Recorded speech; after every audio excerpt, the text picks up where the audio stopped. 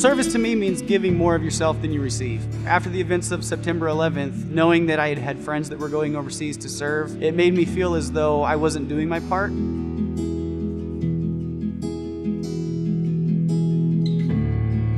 I was kind of the encourager. I knew deep down that he was definitely gonna join. I knew that came with a lot of struggle. Going overseas, it is all about the person to your left and the person to your right. I had to trust my life with those people that were around me. When I was helpless, they were there for me. I remember getting the phone call. It was probably 3:30 in the morning. And I remember him coming through and just saying, something's happened. I was involved in a couple improvised explosive device blasts. I sustained closed head injuries to my shoulder, upper back, extremities. He was medevaced to Germany shortly after that. I think so often veterans who get hurt, it's a shot to their self-esteem, it's a shot to their identity. When he was first discharged, it was very frustrating. It was disheartening. We spent a year in rehabilitation. Due to the closed head injuries, I've struggled with grand mal seizures.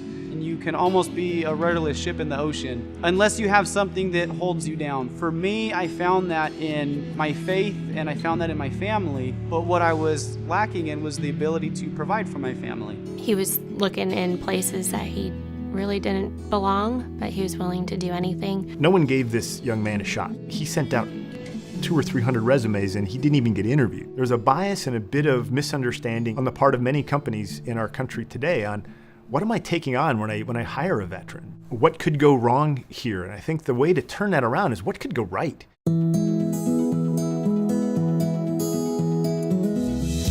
It was pretty evident early on that he had a lot of promise in our organization. All right, guys, so we have a couple new employees that are going to be coming on board. Neil's job in his department is so paramount to our safety. We deal with systems that have hazardous chemicals in them, and most of the things we work on are heavy enough to crush you. They should be properly stored. That's what the bracket here is for. The importance of safety for a mechanic is going home at the end of the day. 10 fingers, 10 toes. Neil, he goes above and beyond. He refuses to fail, and he refuses to let us fail. If anything gets in their eyes, we want to make sure that they know exactly where to go to find the eye wash station. He's extremely hardworking. He listens to us as mechanics. He's if we succeed, he succeeds. If he succeeds, we succeed. That level of dedication is definitely hard to come by. If it's not rendered safe, it doesn't come out. He's just a team player. He's a great communicator, and he just brings such passion and energy to everything he does. And he's just really, a high integrity individual. Veterans don't get thanked nearly enough. He deserves a good job just for the worker that he is and the committed husband and father that he is. Want me to say grace tonight?